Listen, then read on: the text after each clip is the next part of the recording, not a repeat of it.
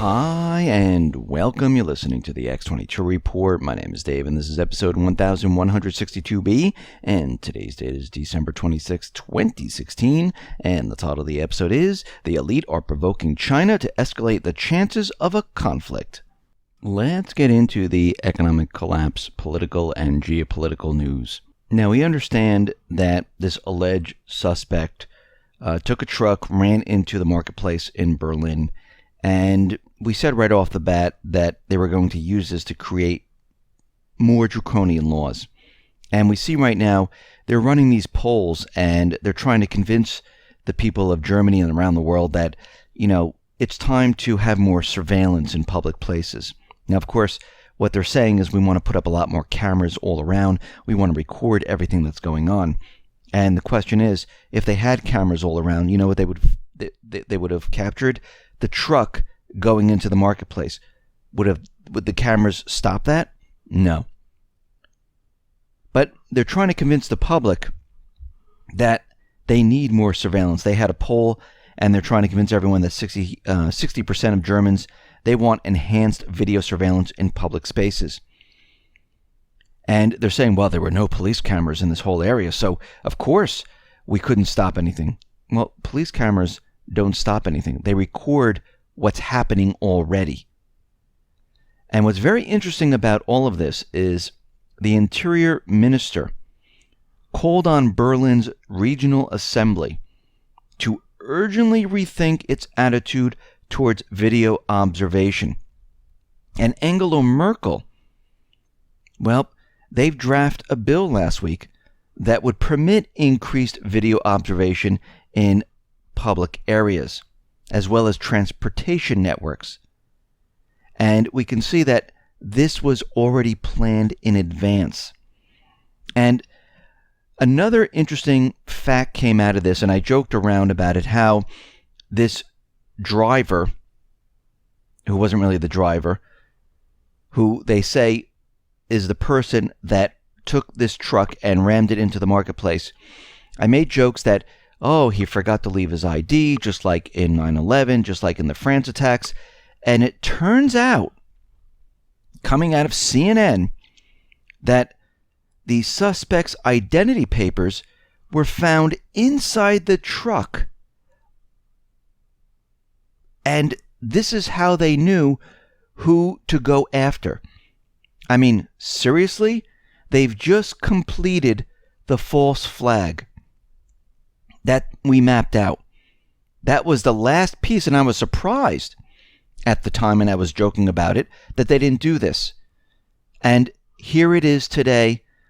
Well, they just completed the entire false flag. We see the United States right now. They are provoking China and pushing really hard. Now, coming out of Fox News, I saw this story where U.S. intel China to put missiles on the South China Sea man-made islands to guard airstrips. Now, in the article, which is very interesting, you have to read the wording. U.S. intelligence community thinks, the word thinks, that hundreds of surface-to-air missiles that China recently shipped to Hainan Island in South China Sea might be moved to the country's nearby disputed man-made islands in the coming months. Well, they didn't say it was going to happen. They think this is going to happen. And China was having some type of drill in this area. They were having war drills. They were conducting cross-sea training and tests. And they were taking their fighter jets, launching them off the aircraft carrier, all in the South China Sea. And the United States government central bankers, they're playing this up quite a bit.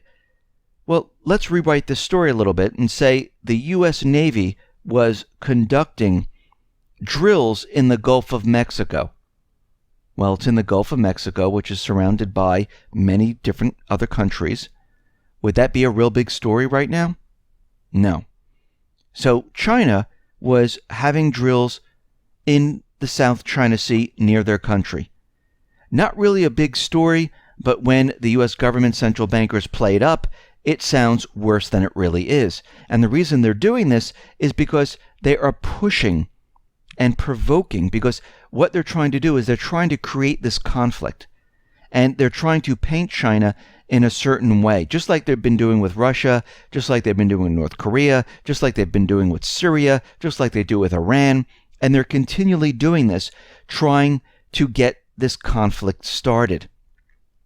We see out in Libya, Putin's government is right now befriending Khalifa Haftar, who is the general out there of one of the factions. Russia is supplying funds and military expertise to Haftar's base in the east. And we can see right now that Russia has backed Assad. They're backing Haftar. And we see that the U.S. is telling Haftar to join in with the unity government. Now, of course, he's not going to do this. And we can see that we have the United States on one side trying to push the unity government. And we have Russia making deals with this general who is in line with Gaddafi, who is a Gaddafi supporter. And we see right now that Russia realizes that he is going to take control of Libya, just like Assad has control of Syria. And the United States government central bankers, their puppet government, well, it's going to be thrown out, just like it's happening in Yemen, just like it's happening in Lebanon, just like it's going to happen in Iraq. It already happened in Syria, where they couldn't even get a puppet government in there. They're losing control of the Middle East.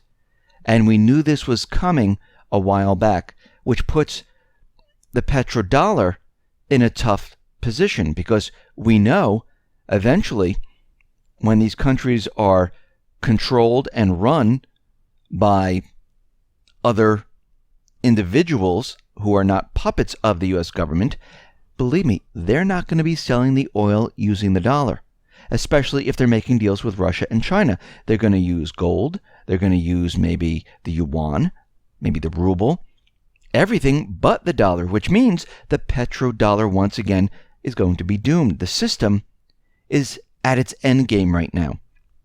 Countries realize this. And right now, since the United States government central bankers couldn't take over Syria, then take over Iran, and keep control of the Middle East, things are rapidly falling apart very quickly. We see a group of British generals and military advisors. They have arrived in Syria to recruit and train the terrorist groups which have withdrawn from Aleppo. And remember, the UK sent in advisors into this area, and it looks like they're trying to retrain them and maybe have or launch more offensives inside of Syria. We see the wreckage of the Tu-154. Well, they haven't found the black boxes just yet in the Black Sea. And very interestingly, they're saying that this had nothing to do with terrorism at this point, but they won't know everything until they get the black boxes. But they were flying over the Black Sea, and we know Ukraine is there, which is very interesting. And we know the United States government central bankers, Ukraine, we know that they might have had a hand in this. They might have been putting pressure on Russia, sending them a message, just like they sent them a message when the Russian ambassador was killed. And we can see that we're going to see more of these events. Now, very interestingly, and I mentioned this briefly on the news brief, we see a NATO Auditor General. He was found dead by gunshot to the head. And the authorities are calling this death a suicide, but his family is saying, no, this is not a suicide, and they're disputing the assessment. Now, this NATO Auditor General was looking into counteraction against terrorism financing issues. And he came across that the United States and Turkey, they were dealing with the Islamic State. And Turkey and the United States would be funding them, they'd be supporting them. And we see right now that he might have been on to this and maybe collecting the information about what was really going on in Syria. And there are reports saying that he had very strange phone calls, that people were visiting him, telling him to cut out the investigation. And we're starting to see that this might have been most likely a planned hit to take him out before he found, things out and exposed Turkey and the United States government central bankers and the coalition forces. Because we can see right now things are rapidly deteriorating for the elite. Doesn't mean they're going to just step back and say, hey, we give. They're covering their tracks. Because we can see right now things are rapidly disintegrating out in the Middle East. Trump is now going to be moving into the White House. They might assassinate him. That might be another event might occur. But at this point, what we're seeing is that he's scheduled to be sworn in January. And we know right now that the economy is built on a gigantic illusion. And what we're seeing right now is they are definitely covering their tracks, destroying the evidence, making sure that nobody understands and realizes what has been done in these areas. Remember, the UN is going into Syria investigating war crimes in this area. And Russia is in Syria. They'll be doing their own investigation. Russia's moving into Libya. They'll be finding other things out. And this whole thing could come crashing down. And we can see why the elite, they're pushing so hard to get war started. Because this will cover up everything. It will cover up what they did in the financial industry. It will cover up what they did across the world. And once that is done, they can say, well, we're in war. I mean, all this other stuff, throw it out the window. It's almost like right before 9/11, where that was a $6 trillion, where the Pentagon, they misplaced it someplace. And then all of a sudden, that whole entire story was completely forgotten about. This is the same thing that is happening right now. So we can expect more events. We can expect things to accelerate and escalate because we're heading towards the end right now. And this is why you need to be prepared and ready for what is coming. Listen, everyone, thanks a lot for listening. Be well, be safe, and especially be prepared. Thanks a lot.